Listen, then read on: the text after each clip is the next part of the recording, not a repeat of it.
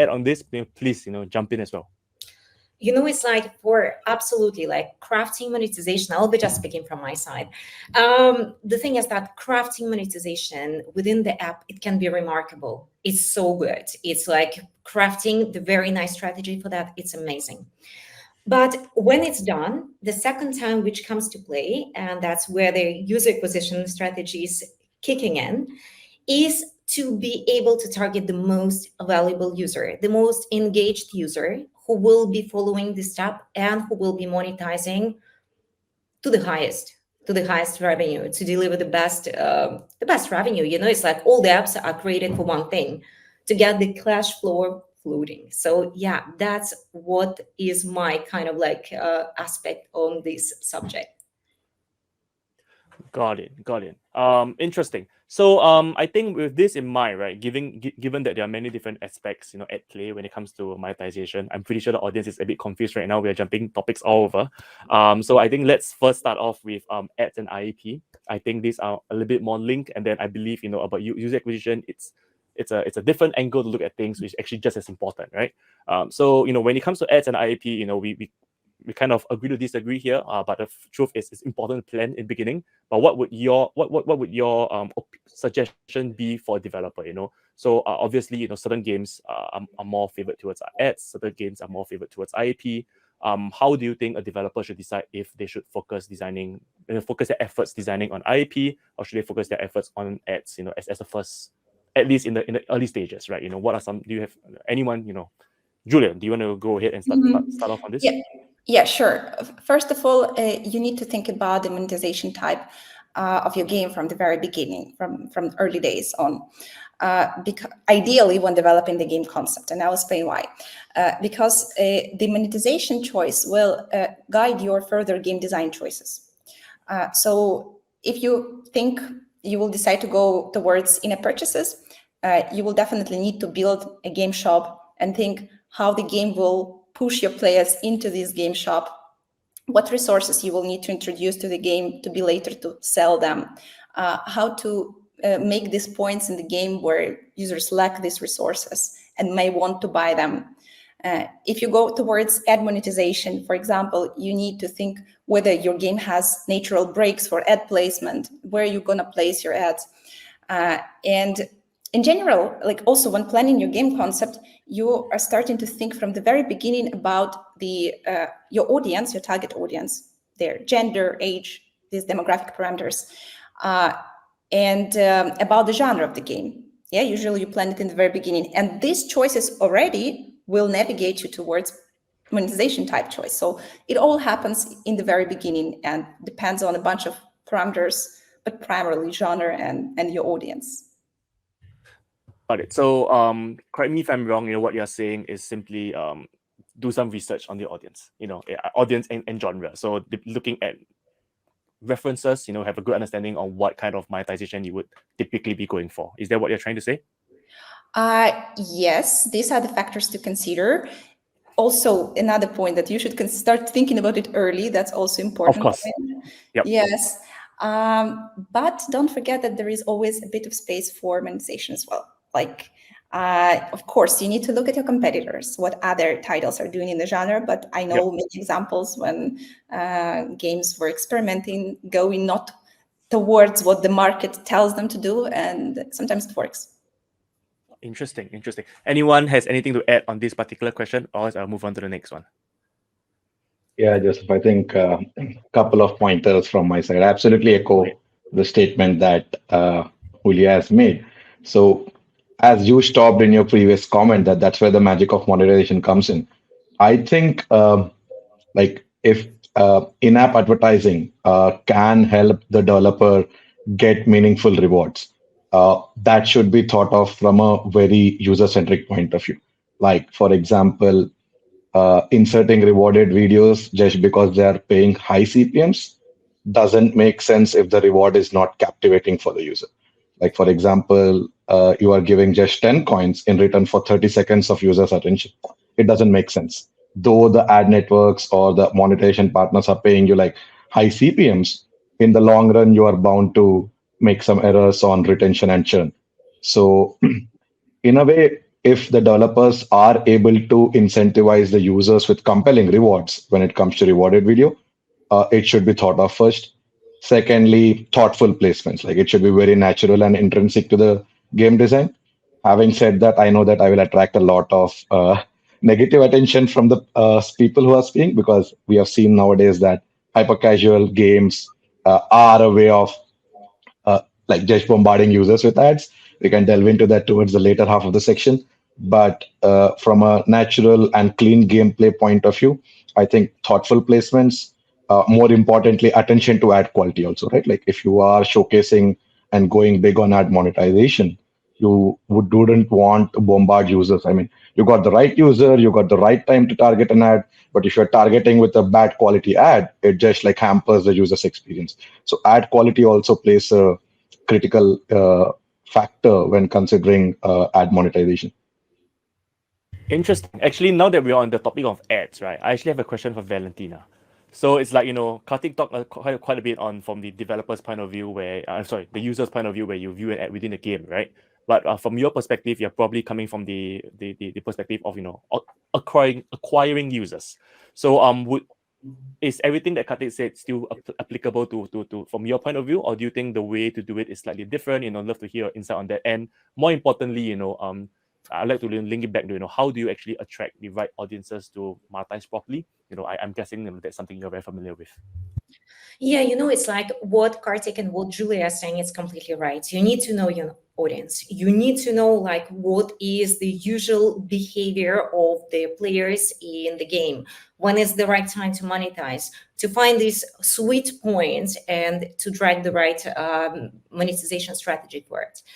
It's like, the thing is that that's probably where the targeting is coming to place, is here. The thing is that, for example, for UA, we've been always like, back on the days, you remember we had zero targeting. There used to be just a platform, you go there, you want to get more users.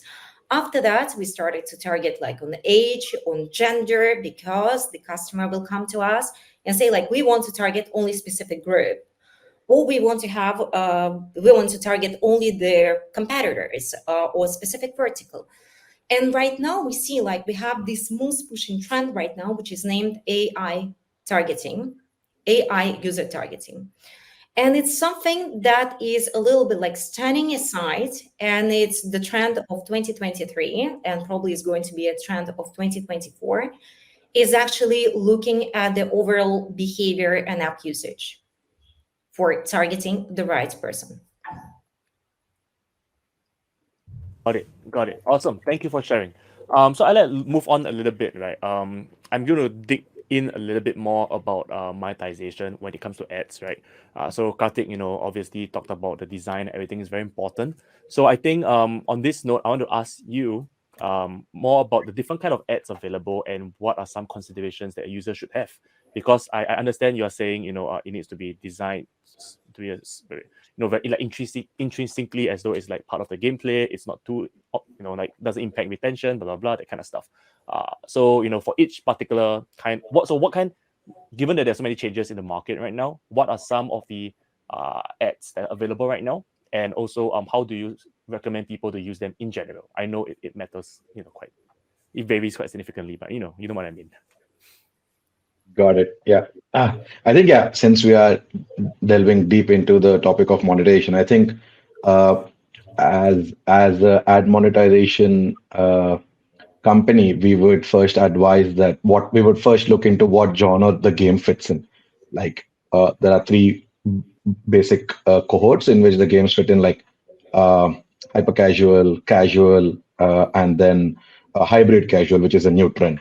So I think the trend that we have noticed is for hyper casual, it's all ads. Like users do get annoyed at some point on how many ads they're seeing, but it's fine. The industry or the games are designed in such a way that they are very easy to play, very quick to understand, doesn't require rocket science to tickle your brains to play the game.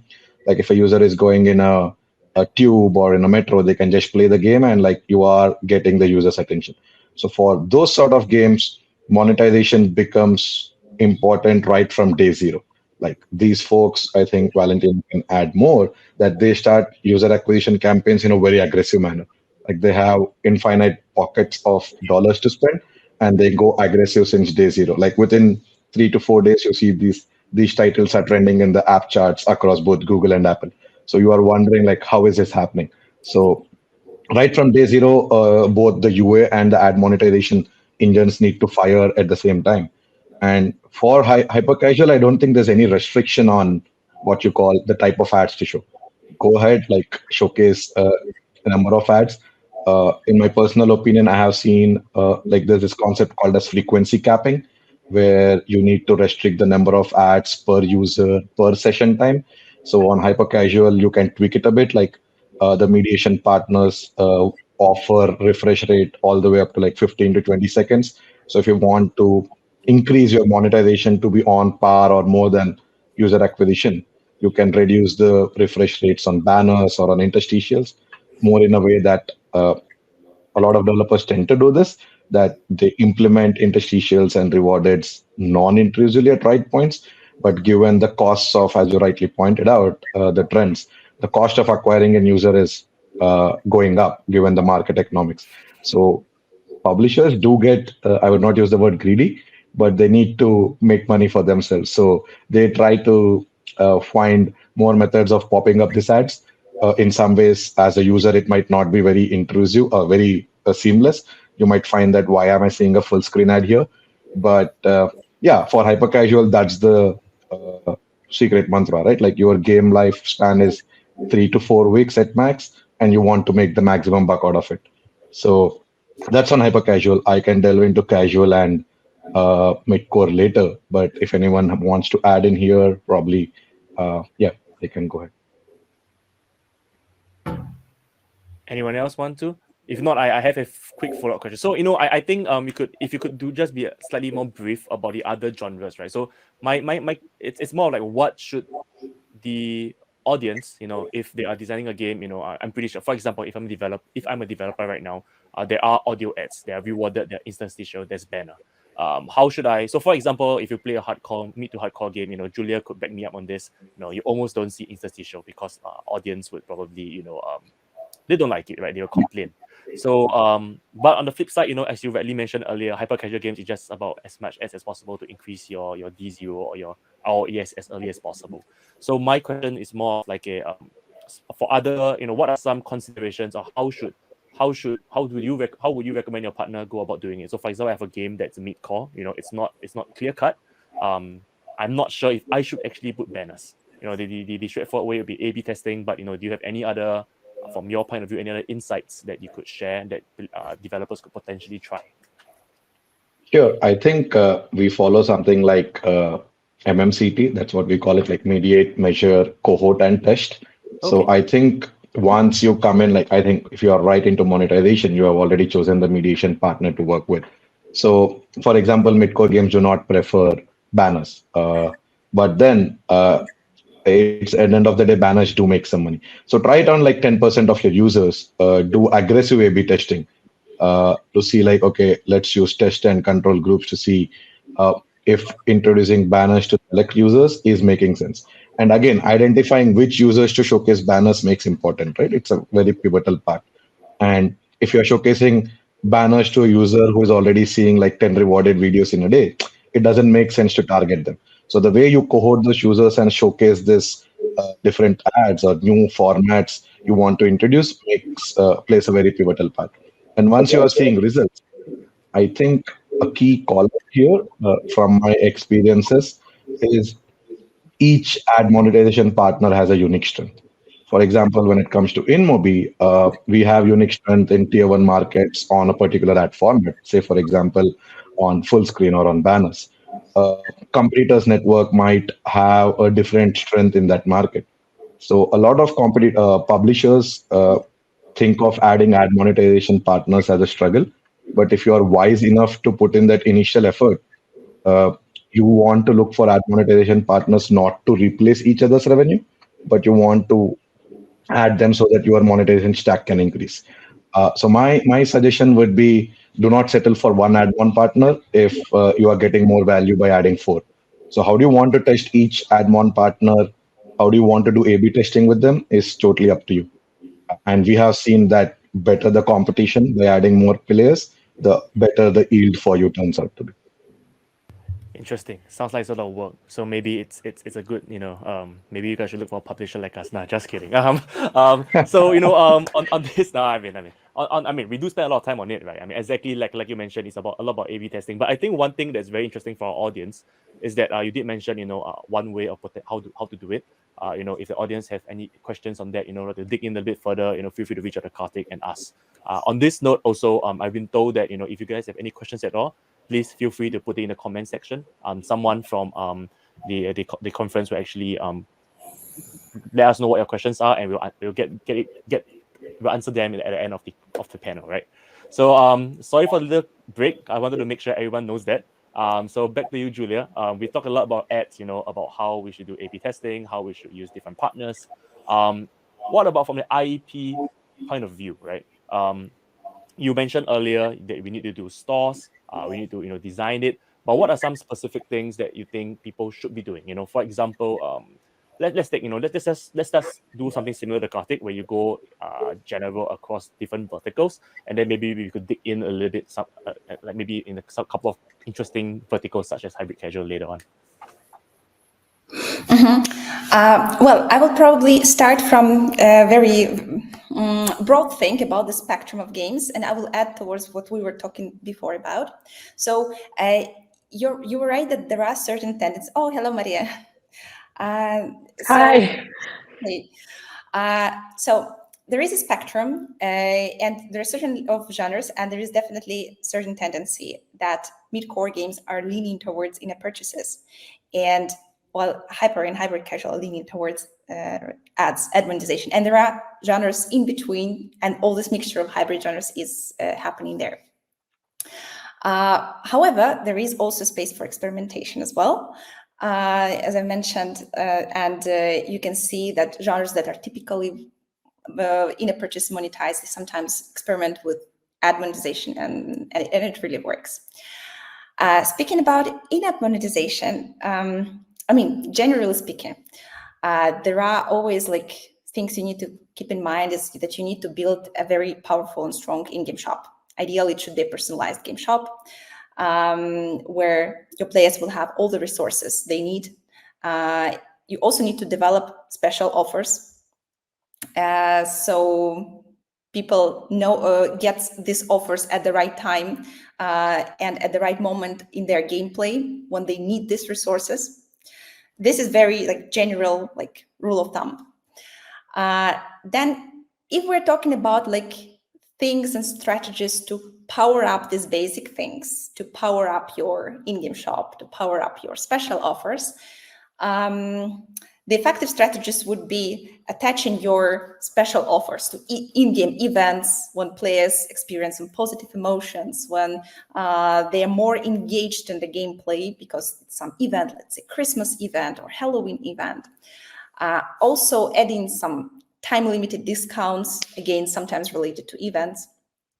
It can improve your conversions. Experimenting with cascade pricing or skimming pricing strategy, where you're lowering prices for those players who cannot pay or are not likely to pay right now, while offering more expensive items for those that can pay and have the capacity to pay. So this would be general tactics that can help you to boost your in-app purchases. Awesome. I'm going to pause you here for now. So Maria just joined us. So I thought it's only right for Maria if you could do a 1-minute quick self-introduction of who you are to our audiences, so that at least they know who it's part of the panel and everything.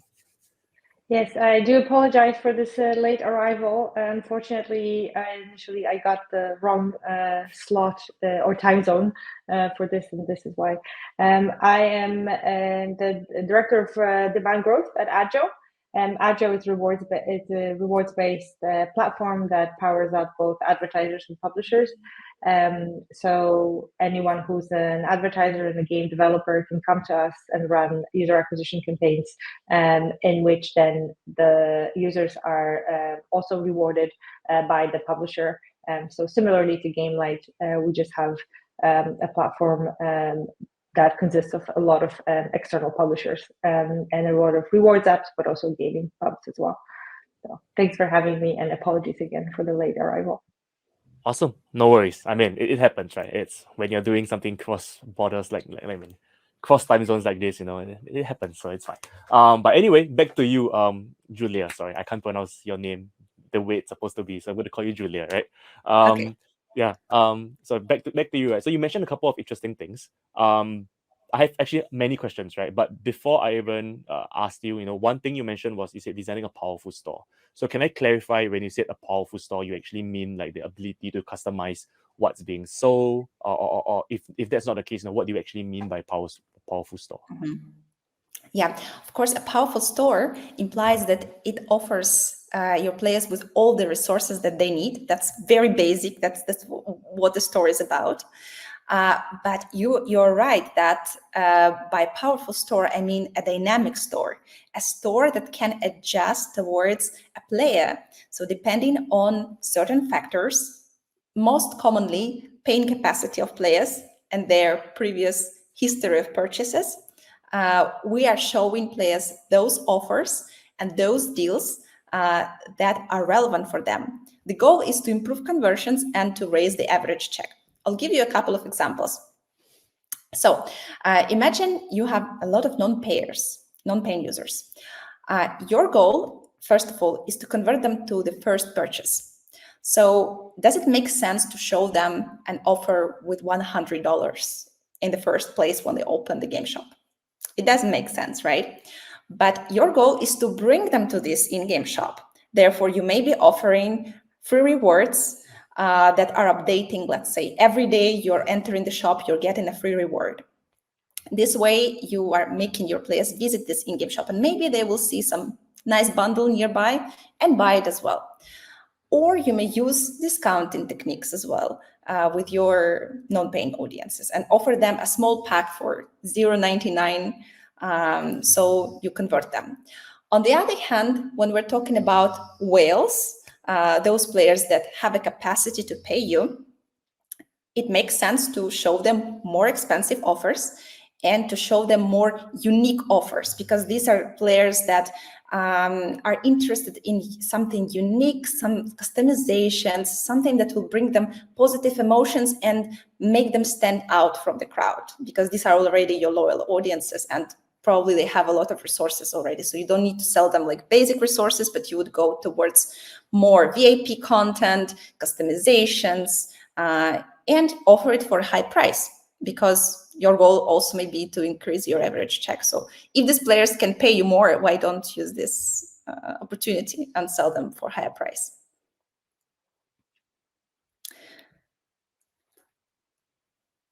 Oh, sorry, guys, I don't hear you. Is it? Sorry, I'm muted. My bad. I Okay. tried to mute myself so I wouldn't disturb you guys, but well, it happens. Like I said, right? Virtual world. So does any of you guys have any questions? If not, I'll move on to the next question I have. I think we are all in agreement, right? It sounds pretty it makes sense. It's the same thing we do as Pretty logical, yeah. yeah. So one thing, so I'm speaking from my experience, right? So as a publisher myself, I speak to many different developers, and they always try to design a game. And one of the first big challenge they have, which I asked earlier, was how to balance IP and ads, which we covered earlier, right? So the second big trouble I often see from developers is that they know that they want to do a store, but they are copying how other people are doing it, a store with coins and everything, but it's not appealing, right? So they are struggling, right? It's there in physical form, but it's not there in spirit.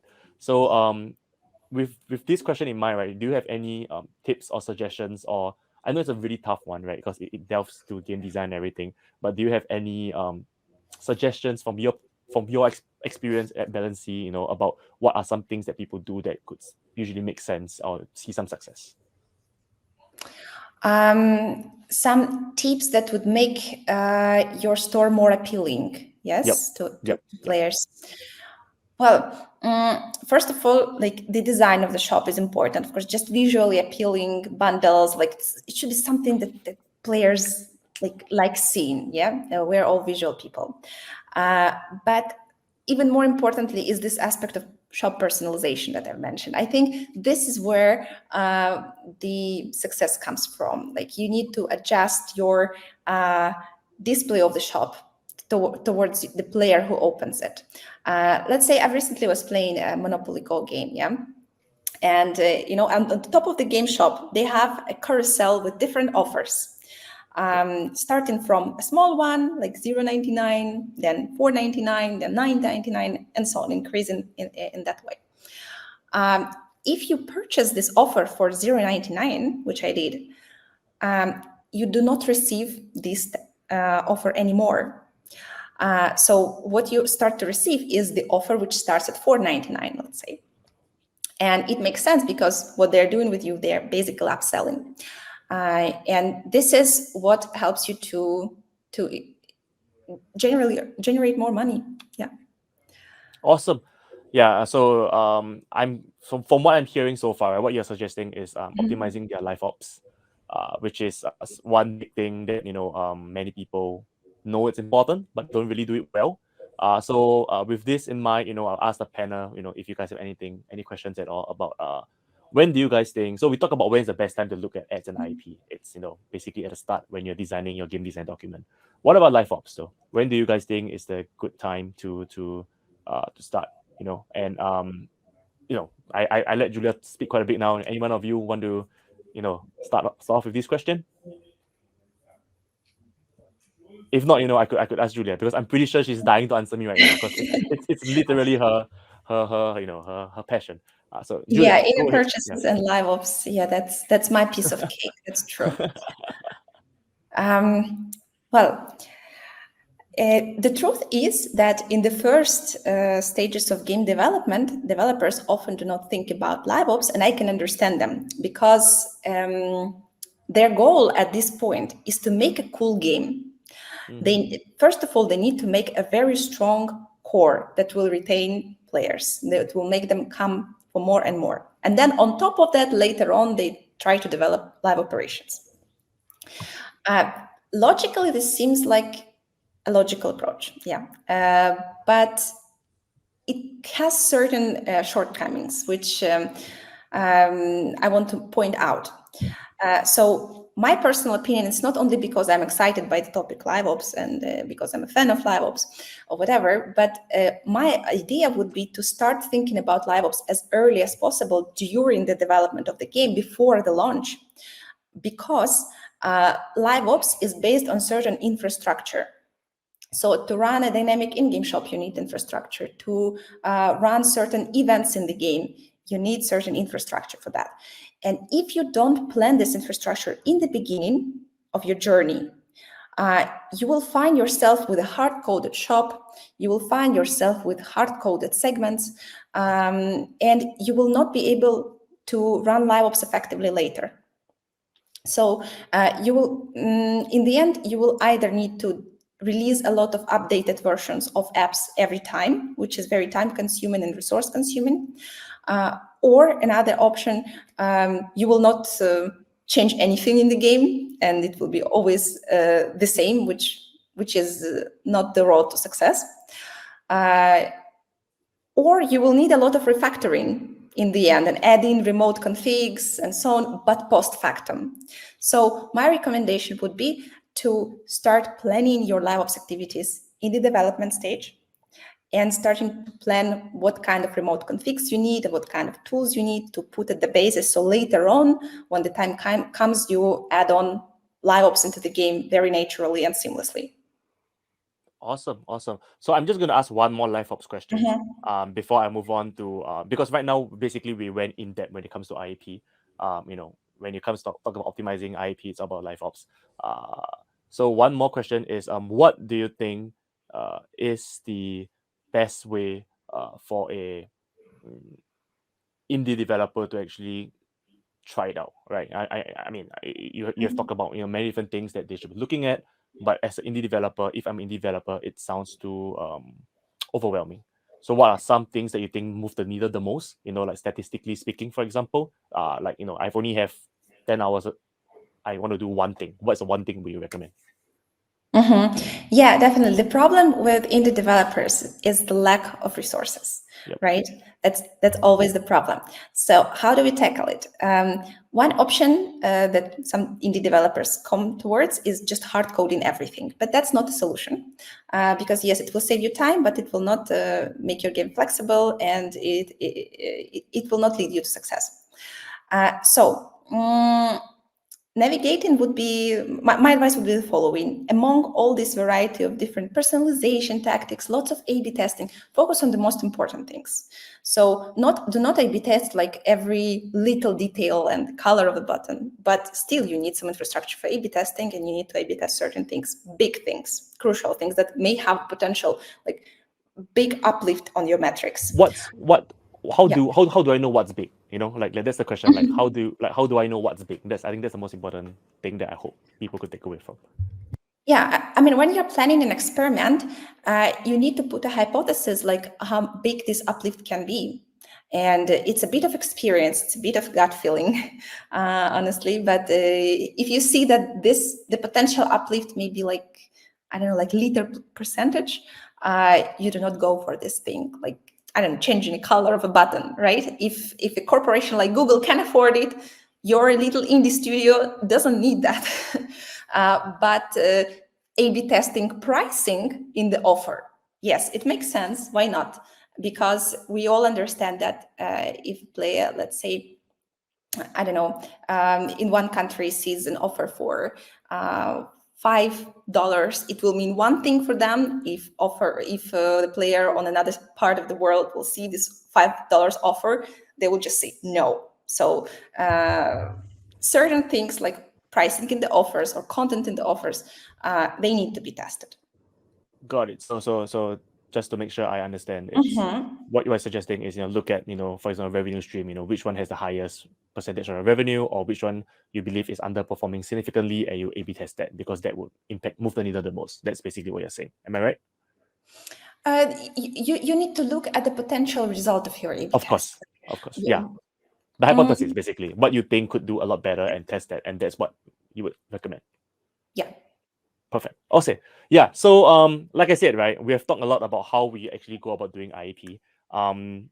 How about ask the rest of you guys, right? So when it comes to ads, right, is there something similar to live ops for IAP? For example, name a few things. Waterfall optimization, header bidding, stuff like that. Would you consider it? I mean, I consider it similar as live ops. To share a little bit more on how you guys think a developer could optimize their ads revenue. Oh, I'm happy to add a bit of context here. I think in a similar fashion as Julia just mentioned about making sure that you think through setting up a live ops strategy very early on. The same really applies to the ad monetization, because if we know anything from working with developers for years now, is that updating SDKs and updating the app is one of the things that they tread the most, right? So it's always an element that is very crucial both for your revenue streams when you are working with many different partners, but at the same time, it's usually posing a lot of challenges, especially if you have limited resources, right? Like it's what we said before. It's why getting that experience very early on and integrating with a very well developed mediation is something that I believe is also part of a successful strategy. Because that also not only helps you always to get a feel of what the balance between ads and IAPs can be as you're growing the game, but also at the very least gets you some sort of a revenue stream. So you might decide not to go for blasting users with inters every 5 seconds, but you can always try experimenting with putting a couple rewarded ads in, seeing how users interact with that. And that's kind of part of also this live ops testing and learning, right? You see if the users actually do go into that part of the game or not, and and that it could be an interesting way to start getting more and more experience with how ads can be leveraged for additional revenue without necessarily discouraging users from playing. Anyone has anything else to add? Yeah, I think I'll add to what Mari has mentioned. So, while we are talking about it from a user perspective, while we have talked about why is it user important to understand users' experience, beliefs, I think once you are done and you have put a buck on like, okay, I have addressed all the users' concerns, I think it's equally important to monetize and look at the competition within the ad monetization players, right? I think mediation plays a very critical role here.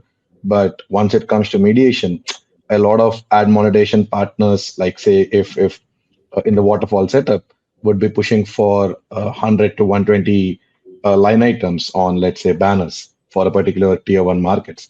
How do you manage latency for those partners? Is that partner adding value by inserting more line items? And it gets very tricky and noisy, right? Like imagine working with 10 partners for a particular format, let's say banners, and you have like 1,000 line items to monitor and manage. How would you go about doing that?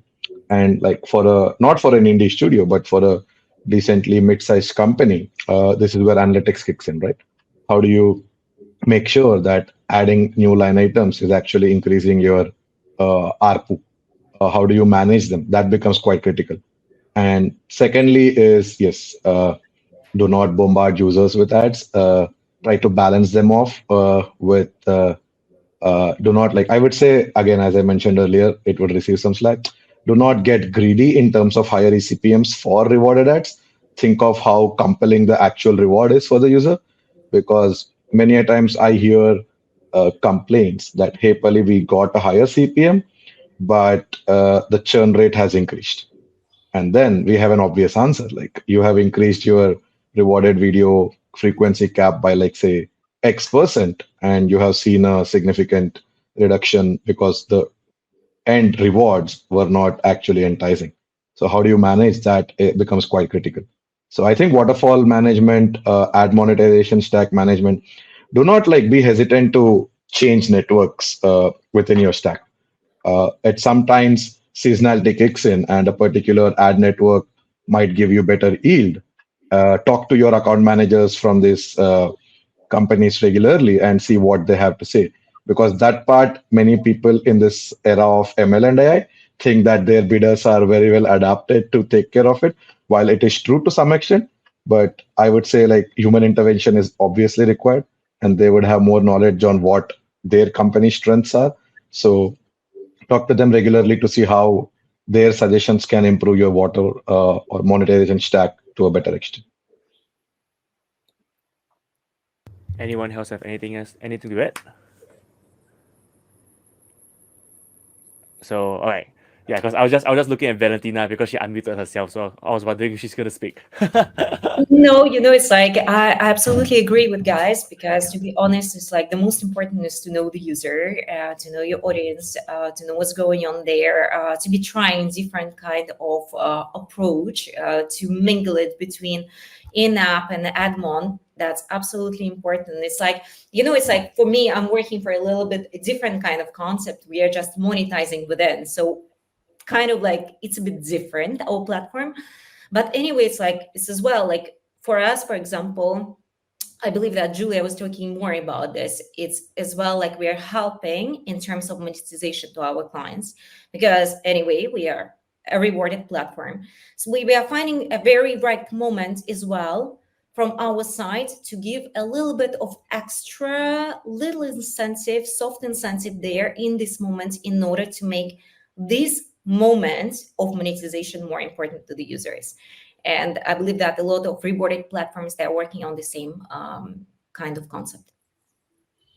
Yeah, just to add to what you're saying, Valentina, I think why this the rewarding users is so powerful, because it really feels like, at least from the user's perspective, that you are giving power back to the user, Exactly. and you're actually kind of showing some additional gratitude for the engagement. And from I guess the game economy, what that really brings is higher loyalty for your user base, and hopefully higher LTV over a longer period of time.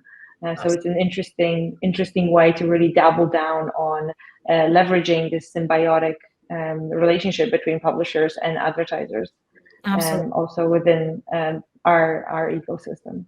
Absolutely, because it's kind of like a double strand that goes together to have the smart ads, to have the smart monetization, at the same time being backed up by the advertiser who is doing that for them. So yeah.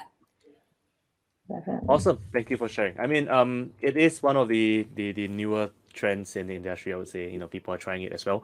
I am actually quite interested in how do you guys actually target, because especially with ATT, right? Ads on both ends are being impacted, right? The ECPMs are not ideal. And of course, from a publisher point of view, targeting users has been a lot harder nowadays. So obviously, as a publisher, as for specific genres, targeting is very important, and it's actually one key strategy for increasing revenue as well.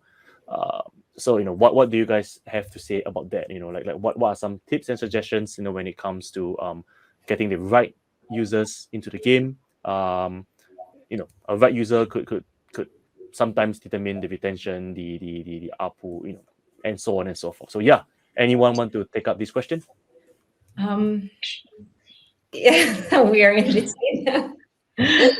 Okay. Yeah, I'm happy to talk about it. I think in terms of we still live in those two different worlds, where on Android the targeting possibilities and capabilities are quite strong, and the presence of ID helps to really quite accurately determine the user behavior preferences, monetization, and then fuel the algorithms of machine learning from ad networks. So in that case, I think we're still living in this quite of a comfortable environment. However, of course, the LTVs on Android are not as robust as what we would observe on iOS. So that's something that publishers need to be mindful of. But I think that gives them a pretty good playground to figure out their user base, at least on the platform, on Android for sure. And for iOS, whether we like it or not, for some who are more privacy driven, they wouldn't appreciate it. But for those who like this access to data, there's still a lot of availability of insights through fingerprinting, or to be politically correct, probabilistic attribution. So that still allows a lot of the advertisers to target users more specifically. And there, I think the most powerful part of any strategy is the creative. So you can still optimize quite diligently on the creative side of things, to really find your key audiences on iOS. So for as long as we do have probabilistic attribution, I think advertisers, especially coming into the market right now, are still quite lucky to get a lot of insights. What happens with Scan 4 and the manifest next year, we don't know. I think everyone is kind of waiting, even though Apple has already mentioned 5 times in their videos that probabilistic is not allowed, and yet it's still there. So those insights, they're less aggregated right now, and that's great. When the aggregation comes in, I think a lot of the pressure will be on ad networks to provide relevant audiences, really. And advertisers will demand that, and possibly maybe lower the CPIs and say, we're not paying higher CPIs until we get the right audience. And that will put pressure on bigger walled gardens to figure out how to deliver the right audience to those users. Yeah. Sorry, muted again. Anyone else want to add something? Probably I would like to add a little bit to that. It's like, obviously it's something that touches a lot of at network right now, or all the points mentioned by Maria. But we've seen like the new trend as well growing, which is very, very popular right now. It's about AI targeting. And it's something which is actually boosting. We hear people talking about this a lot, and there are a lot of publishers who don't understand the difference between sometimes algorithm and vertical and age targeting and many others. And I would just like to run a little bit about this, because we have a different mixed audience right now listening to us. So sometimes it's like I'm facing clients every day. And sometimes when a app publisher is coming to me, it's like the understanding of AI targeting is sometimes like, yeah, so you understand you all are organized by algorithms, the age, the gender, this. And after that, it's like I've been digging into that, because I was reading like everybody who is doing that right now, because it's a booming trend. And the most importantly, like probably to understand about this one, how to find the right audience, is that AI is working in a completely different way. Because first of all, it analyzes in a real time the large amount of data from all the users that you currently have. So the thing is that it comes to play the user app usage data. Everything is tracked in the real time, behavioral patterns, and stand demographics. So the thing is, just a quick example about this, like we are all using our phones. We have a lot of apps installed there. So back on the days there was this thing like my kid will take my phone and after that will install the Baby Shark there.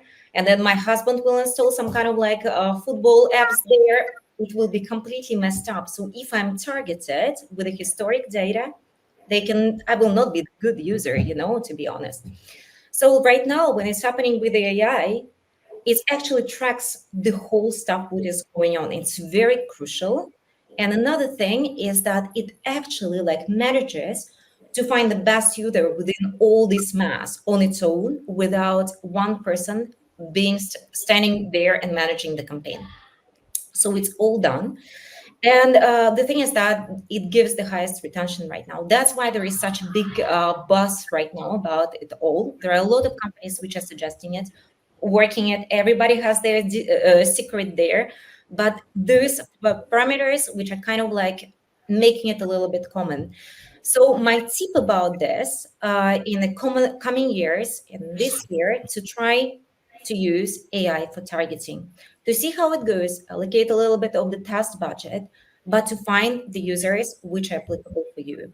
On our side, we did some A/B testing between the manual targeting and AI, and seen like a big difference. But sometimes you have managers that are still very, how to say that, hesitant because they know better. But we've seen the most impressive ROAS growing by 36%, overlapping the target ROAS that they actually set.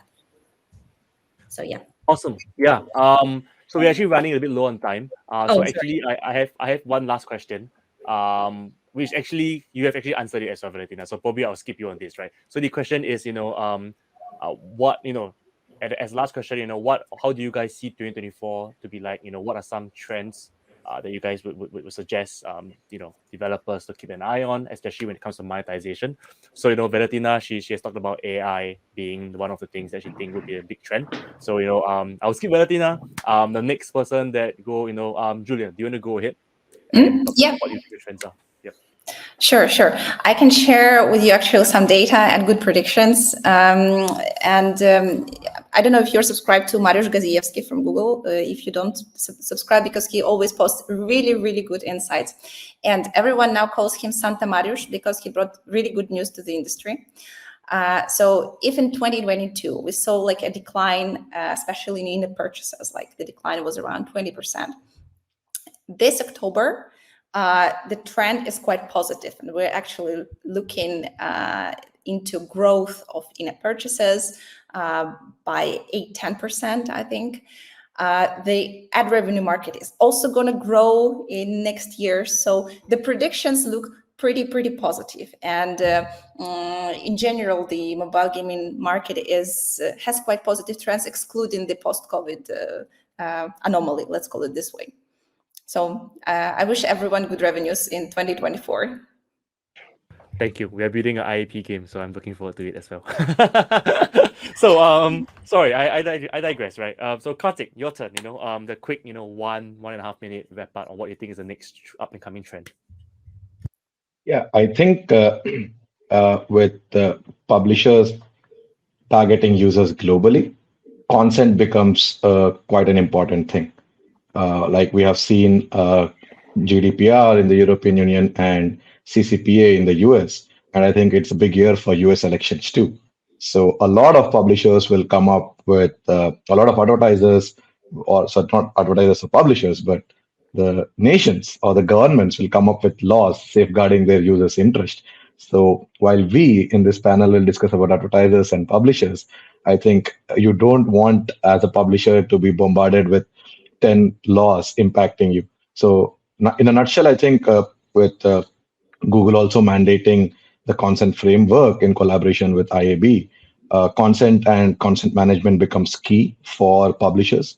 How do they implement it? How do they take consent from users? How do they manage it becomes quite critical. So as a game developer, you don't want to waste your time or spend a significant amount of your effort, especially like indie developers, as we discussed, do not have bandwidth. It's better to work with a trusted CMP who can handle all this operations for you, for your different users who are based globally. So understanding consent and how important it can be, not only from a monetization point, but from a compliance point, is something I see will get stricter. I would not say will be the enforcement, but it will get stricter in 2024. Awesome. Thank you, Kartik. Consent is always, very important in all aspects of life. But sorry. So, slightly inappropriate, but I think it makes sense. Maria, so could you give us a quick 1 minute, what do you think the next trends are?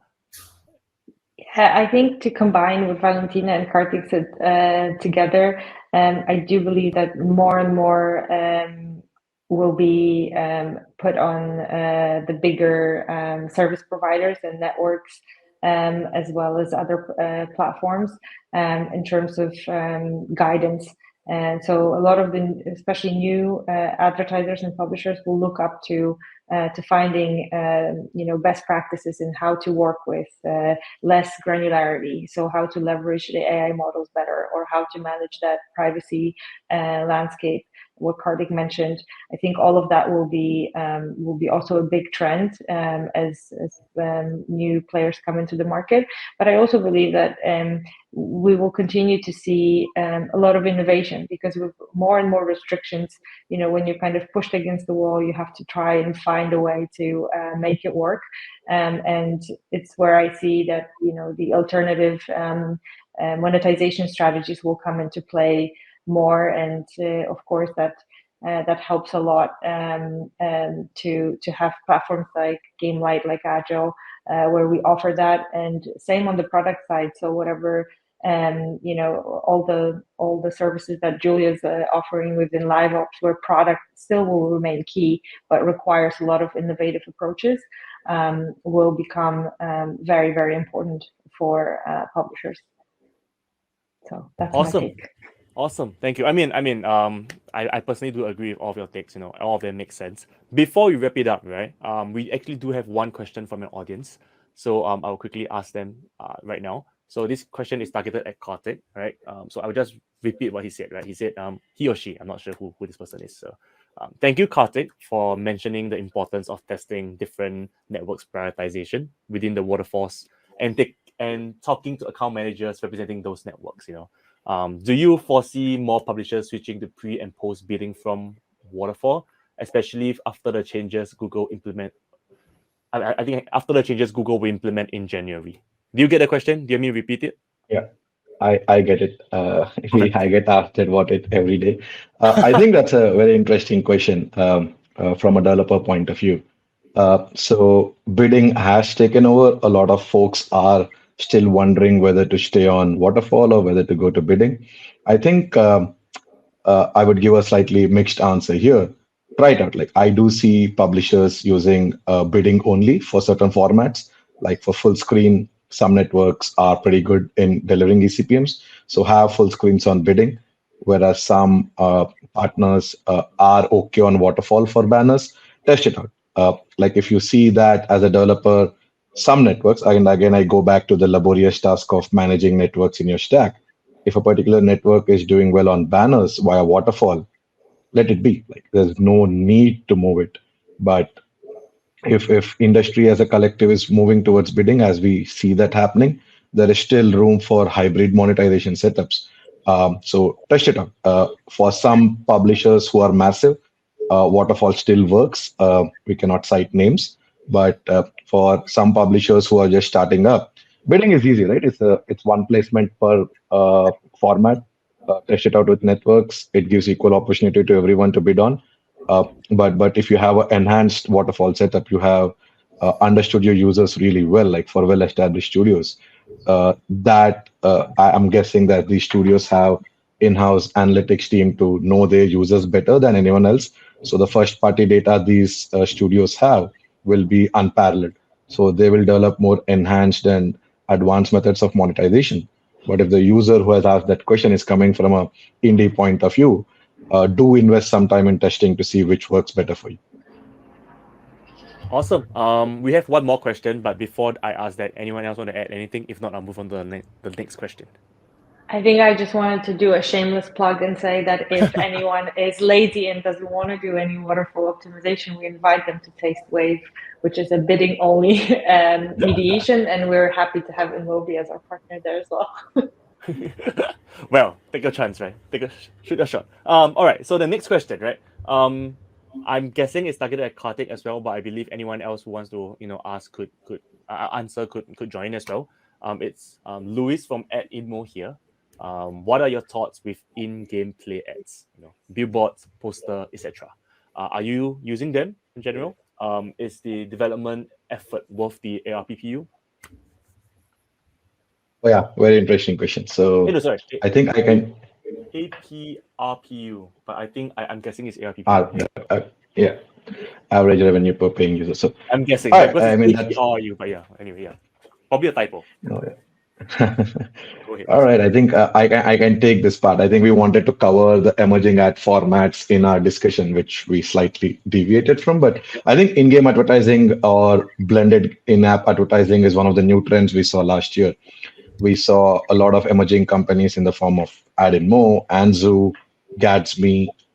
These are the frontiers of in-game advertising. But what we have seen as a trend is, yes, a lot of developers are adapting to it. But the important question is it worth the effort?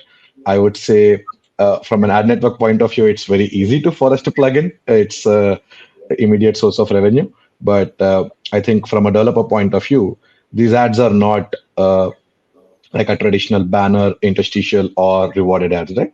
These ads need to be placed at a certain angle. They need to interact a lot with the SDK in the way it's positioned. For example, you take Subway Surfers and you want to display a KFC ad while the user is like hopping around the trains and jumping. And every point, the background changes, the scenery changes, but your ad also has to blend in seamlessly. So I think the effort of doing that with partners is the critical part. Another thing we've noticed is the demand, the advertisers' understanding of in-game. When we talk to DSPs, when we talk to agencies and let them know, they express a lot of interest. But there are some tech challenges in the way the advertisers read this in a programmatic world.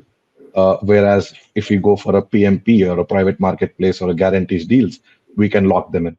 While that might be a minor share to speak of in terms of publishers' revenue as of today, I do see a positive trend in the way advertisers are realizing the benefits of it, because it's, in my opinion, outside of native, very non-intrusive way of advertising. It doesn't impact the user's gameplay. It doesn't hamper how the user is playing the game.